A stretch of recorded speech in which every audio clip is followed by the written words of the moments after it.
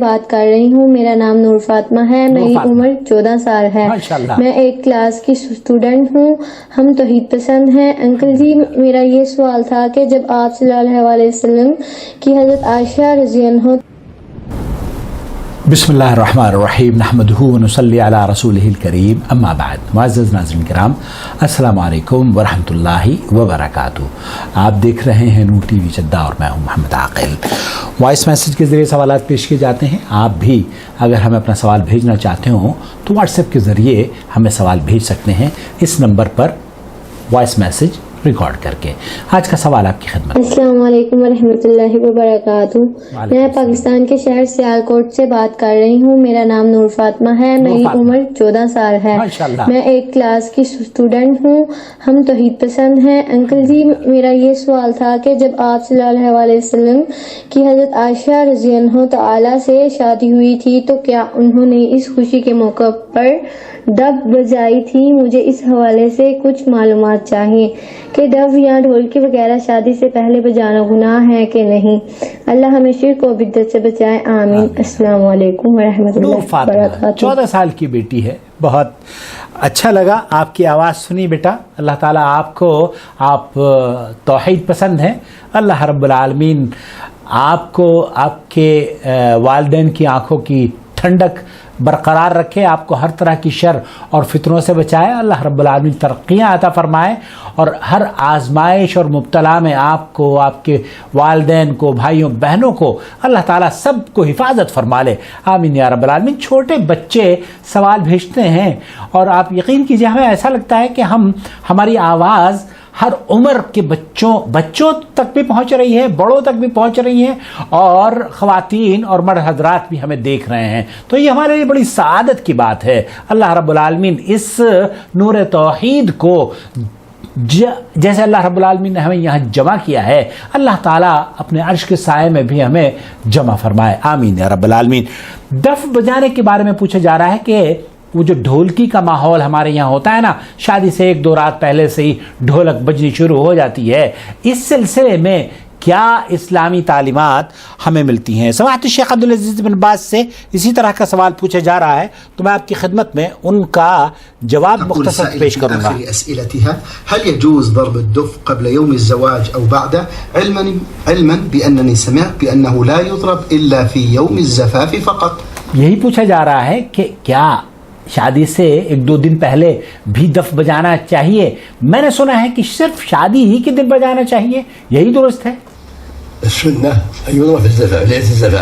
لیلۃ الزفاف, جس روز شادی ہوتی ہے نا اس روز ہی اللہ کے رسول صلی اللہ علیہ وسلم کی جو احادیث میں آپ کی خدمت میں بھی پیش کروں گا ان سے یہی ثبوت ملتا ہے کہ لیلۃ الزفاف اسی رات دف کو بجانا چاہیے. هذا هو السنة. هذا هو السنة. الجواري أيام العيد لا بأس. عید کے دن ہوئے یا اور جو احادیث میں آپ کی خدمت میں بیٹا چونکہ آپ نے پوچھا ہے کچھ احادیث بھی میں آپ سے شیئر کرنا چاہتا ہوں.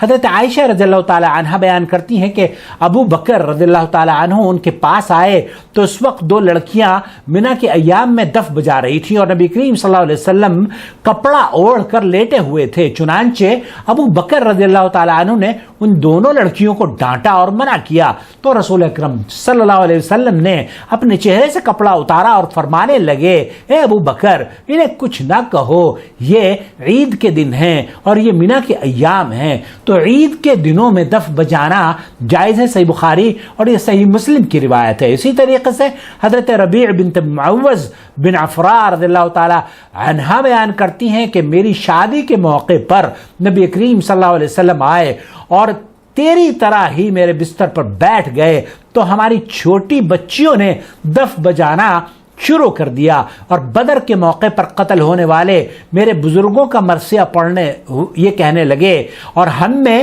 وہ نبی ہے جو کل کی بات کا علم رکھتا ہے. تو رسول اکرم صلی اللہ علیہ وسلم نے ان بچیوں سے کہا یہ بات نہ کہو بلکہ اس سے پہلے جو باتیں کہہ رہی تھی وہی کہتے رہو, یہ مت کہو کہ اسے غیب کا علم ہے. یہاں صحیح مسلم صحیح بخاری کی روایت ہے حدیث نمبر 2848 4852 پر، حدیث نمبر 4852 پر، جس کو آپ دیکھ بھی سکتے ہیں. آپ علیہ الصلوۃ والسلام نے فرمایا کہ مجھے یہ مت کہو کہ مجھے کل کا علم ہے، غیب کا علم ہے. اسی طریقے سے حضرت بریدہ رضی اللہ تعالی عنہ بیان کرتے ہیں کہ رسول اکرم صلی اللہ علیہ وسلم ایک مارکے میں گئے اور جب واپس آئے تو ایک سیاہ رنگ کی بچی آ کر کہنے لگی، اے اللہ کے رسول صلی اللہ علیہ وسلم، میں نے نظر مانی تھی کہ آپ اگر اللہ تعالیٰ نے آپ کو صحیح رکھا تو میں آپ کے سامنے دف بجاؤں گی اور اشعار بھی پڑھوں گی. تو رسول اکرم صلی اللہ علیہ وسلم نے اسے فرمایا کہ ایسا کرو، اگر تم نے نظر مانی تھی تو پھر دف بجا لو،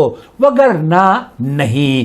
تو وہ دف بجانے لگی اور اسی اثنا میں ابو بکر رضی اللہ تعالیٰ عنہ وہاں آ گئے اور وہ دف بجا رہی تھی، اور پھر حضرت علی رضی اللہ تعالیٰ عنہ وہاں آ گئے تو وہ ابھی دف بجا رہی تھی، اور پھر حضرت عثمان آئے تب بھی وہ دف بجا رہی تھی، اور پھر حضرت عمر رضی اللہ تعالیٰ عنہ داخل ہوئے تو اس نے دف اپنے سیری کے نیچے چھپا کر اس کے اوپر بیٹھ گئی. تو رسول اکرم صلی اللہ علیہ وسلم نے فرمایا کہ عمر، بلا شبہ شیطان تجھ سے خوف زدہ رہتا ہے اور ڈرتا ہے.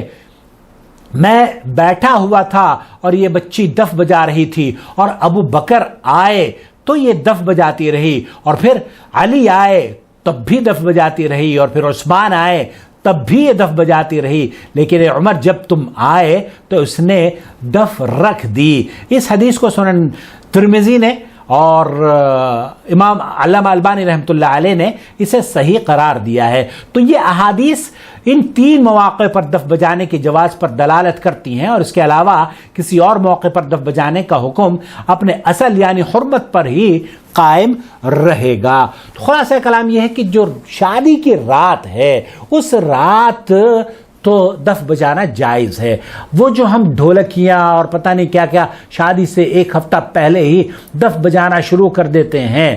شیخ ابن باز رحمۃ اللہ علیہ اور شیخ صالح الفوزان رحمۃ اللہ علیہ حفظہ اللہ سے پوچھا، انہوں نے کہا کہ نہیں، اسی رات بس بجائیں، باقی چھوڑ دیں، جس چیز کا ثبوت ملتا ہے اسی پر اکتفا کر لیں. اللہ رب العالمین ہماری شادیوں کو سنت کے مطابق عمل کرنے والا بنا دے ہم لوگوں کو، اور وہ جو تکلفات پر مبنی ہوتی ہیں شادیاں، اللہ تعالیٰ امت سے اس کا پیچھا چھٹا دے.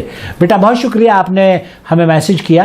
مجھے امید ہے کہ آپ کو تھوڑی بہت تسلی مل گئی ہوگی، اور ڈیٹیل جو آپ تلاش کر رہی تھیں وہ ہم نے آپ کی خدمت میں پیش کر دی ہوں گی. والسلام علیکم ورحمۃ اللہ وبرکاتہ. اللہ ولی الذین آمنوا یخرجهم من الظلمات إلى النور والذین كفروا أولیاؤهم